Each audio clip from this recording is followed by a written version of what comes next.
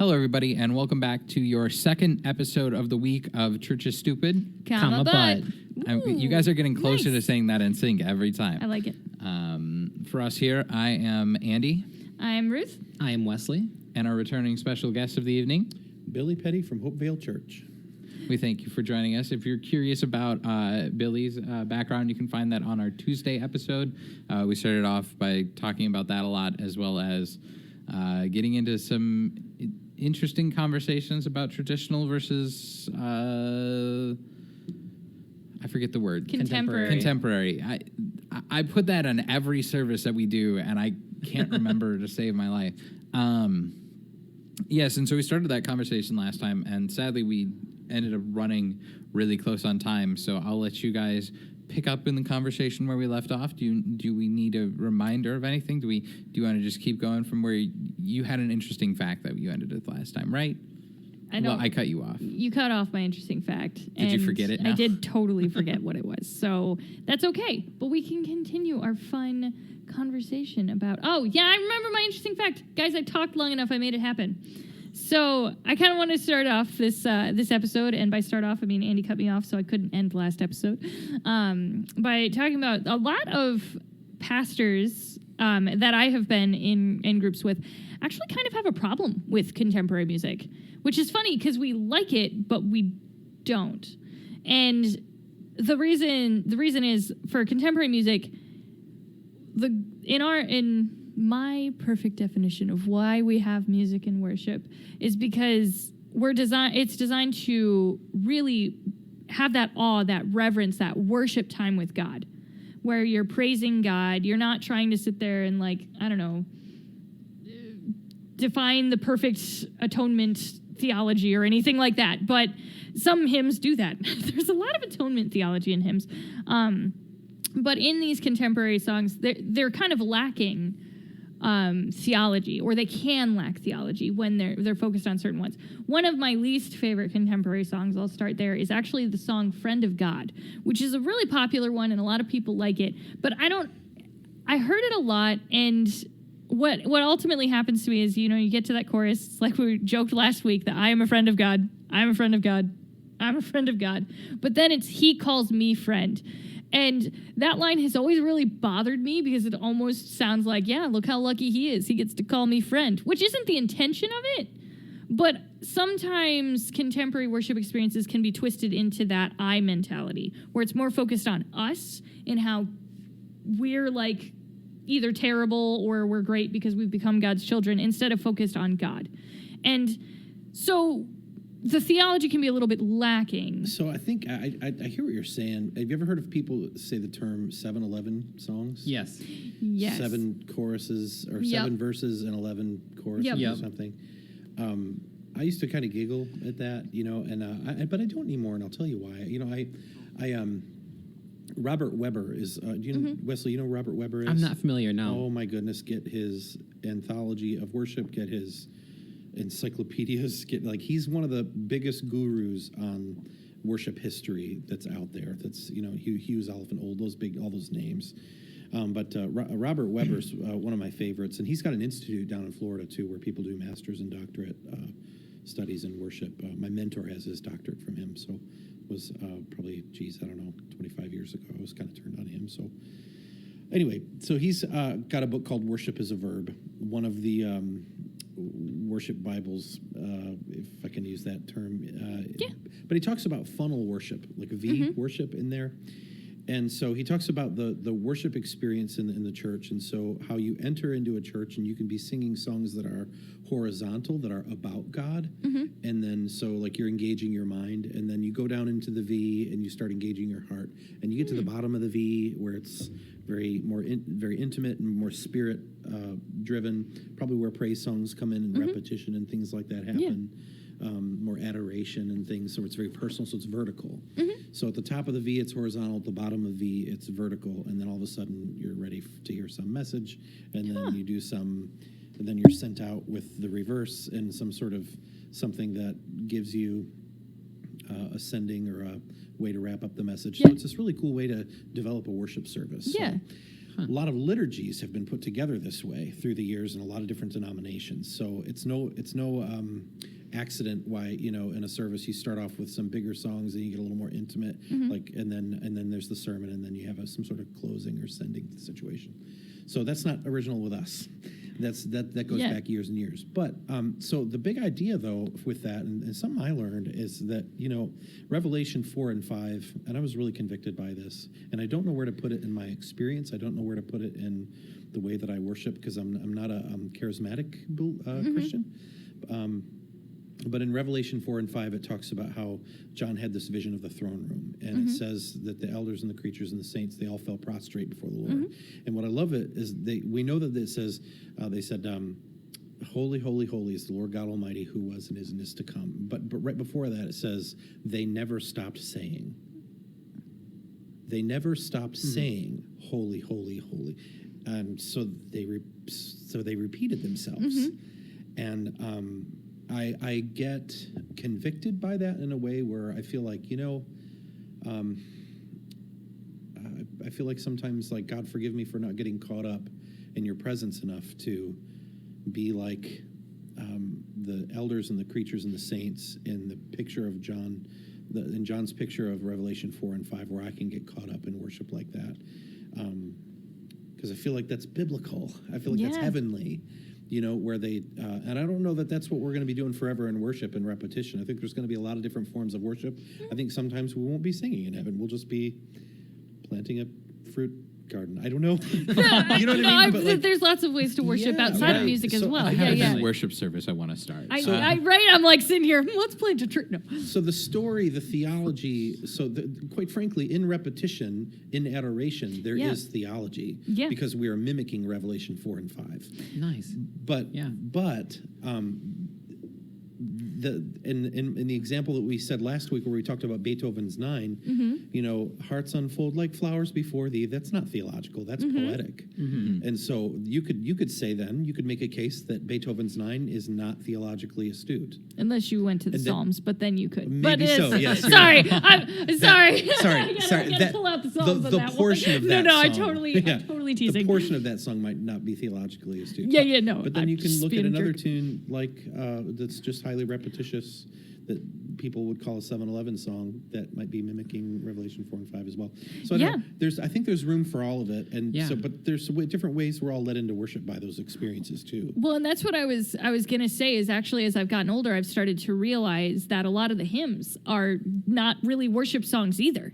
That there are a lot of hymns that end up just being, like I said, atonement theology and things like that. And so what are their places? And I love that funnel analogy. I think that's really cool. I've never heard that before, and I appreciate that. See, you started talking, I'm like, man, he's so smart. So I appreciate it. But I've started to really discover that, I mean, much like everything, there's good and bad to all sides and all aspects. But for me, what really comes down to, and it's what you were talking about, is that worshipful presence.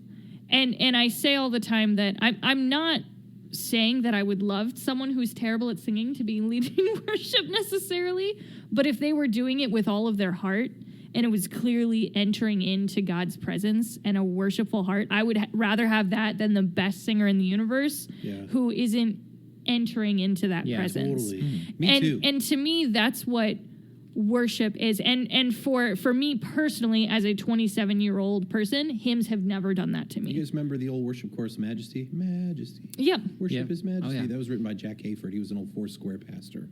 And he, the Foursquare denomination. But he didn't really have that good of a voice. But man, could he lead worship. He would just give you a little paragraph of something and take you right in, and I'd be like, "Blech, I am there." That's so I am awesome. with you in this moment, and so I've talked to worship leaders and mentoring worship leaders for a lot of years and talking about a little thing called speak, sing, pray, that we do as worship leaders. Oftentimes we don't get the mic to speak because pastors do that, but if there's and worship leaders can be notorious for speaking way too long or not being prepared.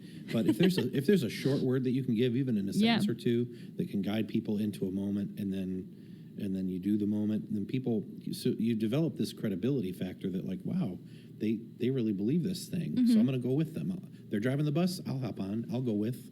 And then, but also you're cultivating this, tilling this soil to be able to do something like that. So that speak, sing, pray thing is a big deal with what you're talking about. Sure. Like, because Ruth, I'm with you. Yeah. When people lead you right in. They don't have to be the best singer or the best instrumentalist in the world, but if they mean it, Well, and you can tell. I think it's really easy to pick out and it's one of the things that I've actually been really adamant about, because as a 27-year-old pastor, people ask me all the time, what's going to bring young adults to church? And one of the things I love about Hopevale is you have nailed that age group. You guys have done such a good job at creating a space for college-age kids, or at least from the outsider's perspective looking in, maybe. Yeah, I think there's some things that are going really well, but like I think sometimes too, like there's a big part of that age group that's not there, but and part of me, I've wrestled with this for a long time. A lot of churches develop their whole Sunday morning strategies based on how are we going to get young people to come back to church, and a whole strategy gets formed behind it. I don't know how I feel about that, because sometimes young adults are just going to be young adults, and just let it be, and don't try to swim upstream and change everything about a multi-generational experience. Yeah. Yes. For one that, generation. Yeah, and for that age group, and I think that age group, I think we still need to reach out. I think we still need to be a blessing. I think we still need to create moments that are going to be welcoming and inviting for them. But, I think one cool thing I think our church is doing, our student pastor, Brent Ferris, this guy's the bomb. And he gets young adults that are anywhere from 19 to 25. And they're all hanging out with... They all help. A real young adult classification. But they help lead youth. Notice how you're still not in that. I know. Shut up, Di. But they help lead the youth group, and then they become small group leaders. Yeah. And they become, mentors in the worship experience, and so they're there all the time with youth. And oh yeah, and I love that about age group to plug in. Yeah, and that Hopevale seems very good at that, very intentionally getting people in places of leadership as well, and encouraging people to not just come on Sundays, but to really be involved in a lot of spaces, and I adore that.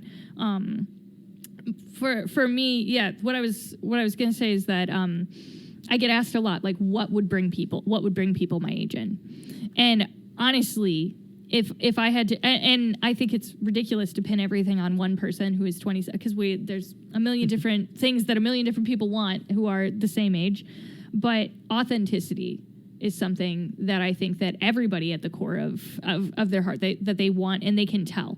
I've Honesty. seen churches that did exactly what you're talking about, targeted that age group. They got the fog machines, they got the screens, they got the full praise band, and nobody wants to come because it's just a show. Yeah, right. And if you want to go see a show, let's be honest, are we going to listen to the same four things repeated over and over, or are we going to go to a concert? I mean, where you can hear a pop star sing the same four things over and over. Where you can hear a pop star sing the same. I wish. But I they could do it remember with this flair. article. There's somebody wrote about this, and I remember putting it into the curriculum that I was making. I thought it was so brilliant. But it's 7 to 10 years or so. You're exactly right that there are the sort of that young adult, 20s, early 30s, age group, about not being in church, but how do we get them to come back? What are they going to appreciate? And authenticity was a key theme in this article.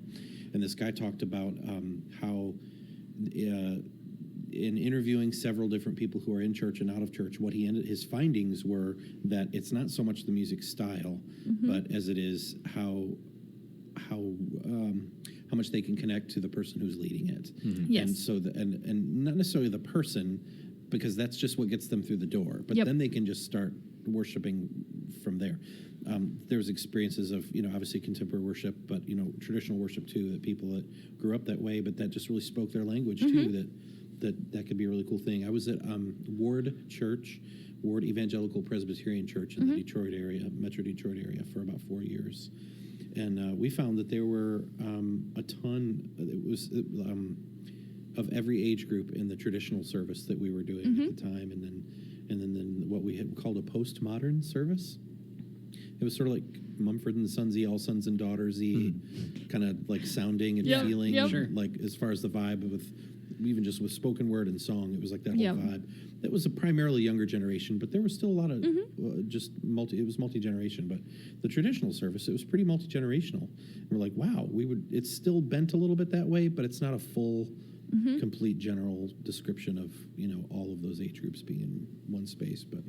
Yeah. Yeah, well, and I think you're absolutely right. There are some young adults who adore hymns, and that's where they feel they can enter into God's presence and all of that. And that's why I think it's really important in this conversation to talk about what worship is and what its intention is. Yeah.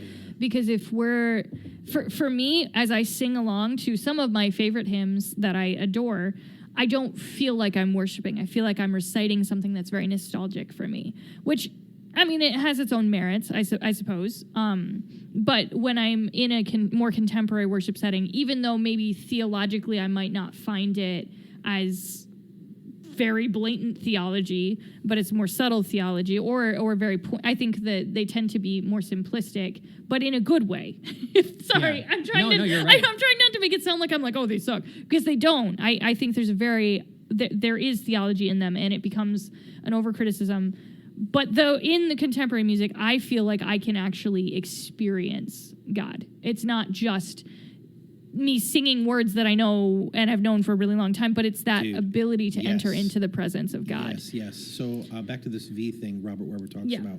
One of the pieces I left out was, did we talk about that in the first episode or this one? I can't remember. This This one, I This think. We talked about it in this Yep. one, V yes. worship. Okay, so remember, it's a heart. Yep. Mind, body, and soul. Mind, heart, soul. So Mm-hmm. mind, engaging your mind. Songs that are about God. Like if I had my druthers and I designed the perfect worship service, Mm-hmm. I'd probably put a choir and an orchestra and an organ just slamming "A Mighty Fortress Is Our God" that sings about God, Mm-hmm. and that is just so regal and majestic. And then I'd start bringing it down, and I don't know what I'd do in the middle, but at the Oceans, bottom, right, Andy? at the bottom, I do some worship tune that just like what you're talking about, where you're pouring your heart out in this way. That's just, my mentor did that, and that's why I went to his church 100 years ago in the Detroit area. I went to a service. They did this big hymn. And then they had this cello for an offering. I'm like, oh, it killed me. It was awesome. And then they did this worship chorus, and I'm like, where am I in heaven? Like, what is this? What's happening? And I couldn't put it in the words that I can now. But like, I think there's a lovely thing to both engaging your mind and then your heart, and then you're letting your soul kind of swim around in what you're talking about. This, how do I feel this experience? Yep. Some people don't live in that world. I know I have people that are close to me that like they never get to that like I feel this thing, but Sure. some people don't live in the head world either. They're like, I Yeah. can't connect to this at all. So we're all different. We're all made different. And I think, dude, Wesley, we've got one of the hardest jobs in the world, man. Yeah. We got to plan the jukebox for every Sunday. Right. And, people are going to be like, yeah, I didn't like it. That was cool. And that one spoke to me. That one didn't. Yeah. Yeah. I'm never going to make everybody happy. And it's tough, but I think, music is just where you start, but then there's so much more that goes into designing a worship experience. Sure. Having a pastor do a reading or saying, hey, Pastor Ruth, could you read this scripture, and just maybe you could use these sentences afterward or make them your own or whatever, but just guide us into this moment. It doesn't have to be the worship leader. It can be somebody, it can be anybody in whatever kind of church you're in that gets the microphone to do moments like that. That you're designing moments to where you're guiding people into this Yeah. place that Yeah. eventually you're talking about getting into, which I think is beautiful Well, and and biblical. Absolutely, and I think that's what I long for in a worship service is to actually worship, which I know seems like it should be self-explanatory, but for some people that space is hymns, and that's something that I really gave up control as a pastor, again, who is younger. My entire first church experience when I was leading a congregation was all traditional, but that's because that's what they needed. It wasn't about what I wanted or what I needed. It was about how can we bring them into worship. Yeah, right. And so I agree with you. You guys I do not envy your jobs because, it's beautiful to watch. I don't have that responsibility. So I want to bring up it may be another topic and maybe a part of the same topic. For an individual walking into a church for the first time, what are the aspects that you guys see of worship, of songs and different kind of things that may freak the hell out of somebody just walking into a church service for the first time? Quite literally.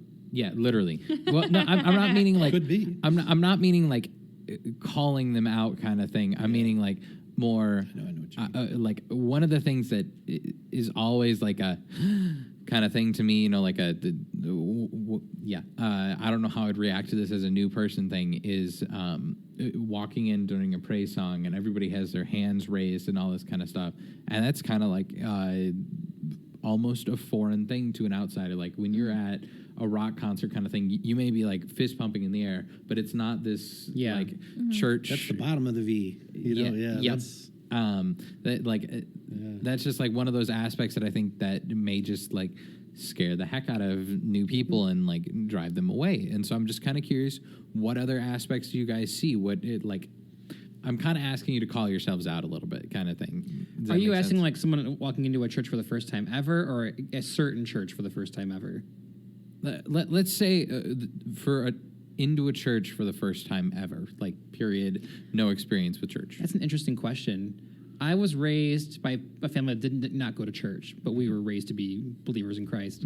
So I didn't go to a church until I was a teenager with some friends. And the first time we went on Communion Sunday, I'd never heard of communion. And they're like, well, here's this wine and here's this bread and it's the blood and the body. And I'm like, what are we about to do? What is happening? Whoa, Hannibal Lecter, what's happening? Yeah, it was a little on. freaky.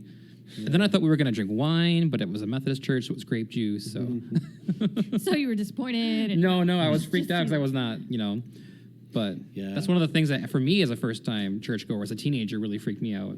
But it was a traditional church. It wasn't a contemporary church, so Yeah. people weren't raising their arms and stuff either. Well, and I had a friend one time bring up to me that maybe our worship service shouldn't be what we're trying to look at as being outreach to new people.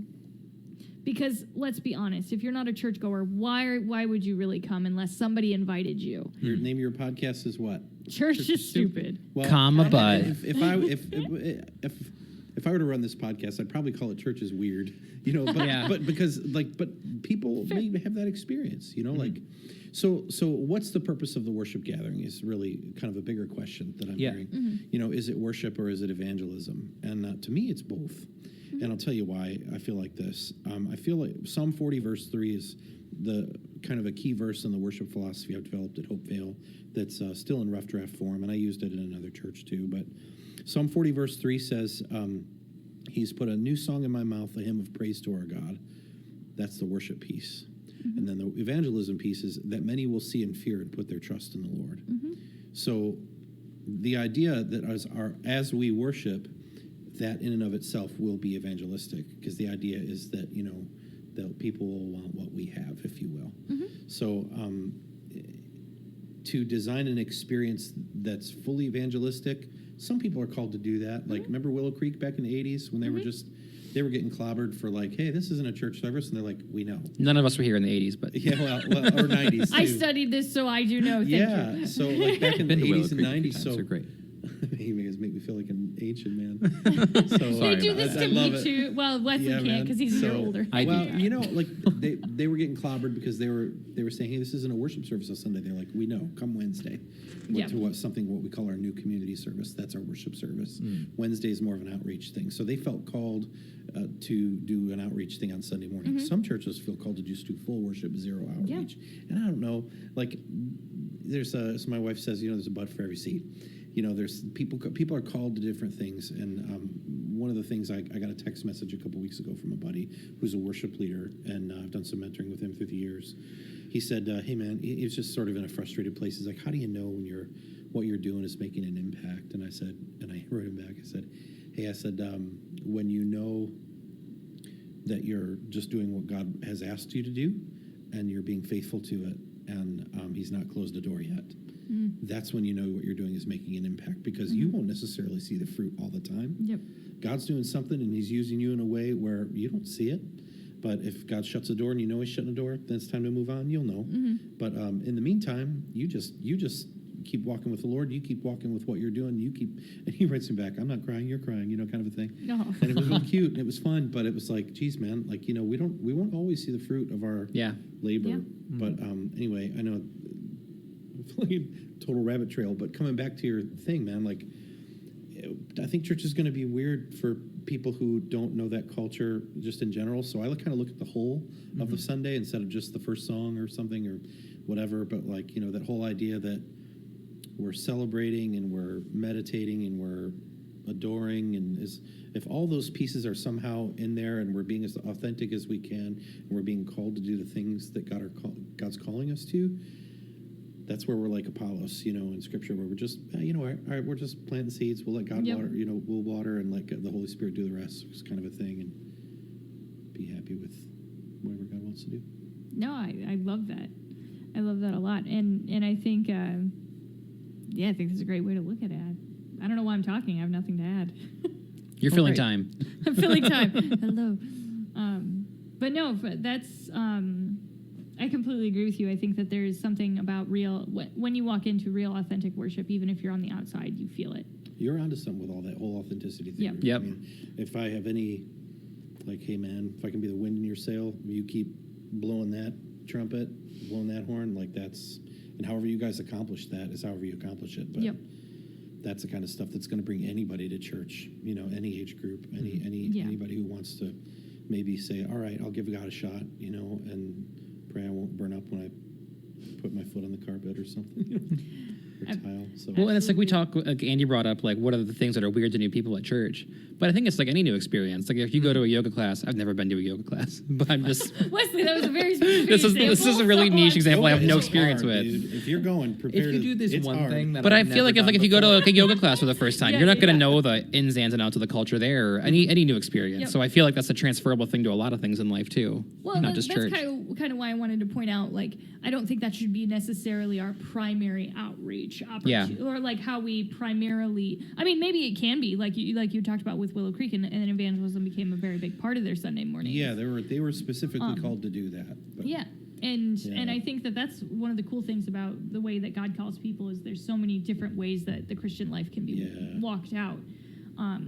But I'd venture to say First United here is a lot like Oakvale. We feel like we're called to worship in a worship gathering, and we'll let the chips fall where they fall, and we'll just still be as kind and as aware as possible that there are people that don't know what the heck we're doing Yep. as we can. We'll be as kind as we can and bring them along, walk them along in the process as much as we're able. I feel like a lot of churches are like that, but some do it better, some don't. And I know I need to probably do a better job of like those kinds of words like, hey, this might be your first time here. I realize this could be a little weird. We sing some songs, they have some words on the screens, and you'll see some people adoring the Lord, and that's kind of weird too. But like, but just to acknowledge the weirdness. Yeah. I Yes. think even just that can make somebody go, oh, okay, thank you. You know that I'm here. Yep. yeah, Like, well, thank you. and Like, I love that you say that because that really is a large part of the core of why we're here Yeah. on this Church is Stupid Comma butt. podcast, because that's what we're trying to do is just Yeah. say, hey, we're weird. Here's some of the things we do, and how can we get better? And how you can we guys do are those onto things? something really cool with And this. so- Yeah, I hope it just flourishes and your Well, thank you. We're hangouts and thank you for being on. Yeah. It's been amazing. I'm sorry that I talk so much, but We are cheating. No, I'm kidding. Right? That's the story of my life. I wish that we could have you on like every week now because I'm just like, I enjoy listening. When we get the and being in Skype your thing figured presence. out, you'll be on every week. Well, Yeah, yeah, right. we'll just have to keep annoying you. So we might. payroll situation involved here. I'll be honest, I'm not even sure I'm paid for this time. So I'm salary, so I'm paid for all my time. But I was my going to put this on my time timesheet. No, I'm kidding. Wesley. is- But, Sorry, I won't use your anyhow. name. no, The person over there. Thank you again so much for Thanks, guys. coming on Yeah, and it's for good. sharing your heart for worship music and Christian music and really being able to explore that with us. It was wonderful. I think I speak for everyone when I say that. Yes. It was wonderful. Yeah, so we are coming to the end of our Yes. time here, and I'm That was my guessing. cue. Yep, That you was want my me to? cue. Okay. She teed you up so well. I man. did, and then you called me out on it. So I have missed the ball every single week. So for all of us here at Church is Stupid, comma butt, if you guys want to Missed it. check us out on Facebook, Twitter, YouTube, Instagram. Instagram, all of our Spotify, social Apple. media- Apple No, I'm Podcasts. not meaning the Oh, podcast. oh, Sorry, this oh. was to leave a comment. I still don't think you can leave a comment on Spotify or Apple Music. You can So leave a review on Apple Podcasts. Okay, leave a no. Don't no. This is not. Leave a okay. review. Only Do if it's it. good. No, if you it's can bad, leave it- don't. If it's a bad No, review, no, just don't this- do it. this But is give us a calling- good review. This is 5 calling stars. out to have somebody answer question kind of thing. Okay. I'm helping. Start over. Okay, so find us on Facebook, Twitter, Instagram, leave us a comment about what your sanctuary space looks like. What's your normal Sunday schedule like in your church service, kind of thing. Like, I want to hear, what are the odd things that you guys do that might be weird to an outsider? Like, I'm curious as to what we pick up on in our own sanctuary space. Like, I know that, like, if I get lost in music, I have my hands lifted high and my eyes closed and I'm screaming at the top of my lungs.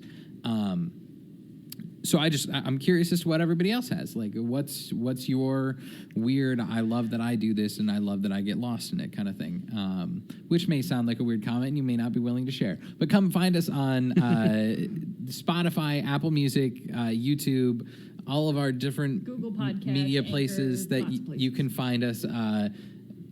Follow, subscribe, let us hear from you. For all of us here at Church is Stupid, Got my butt. I'm I Andy. remembered eventually. I'm Ruth.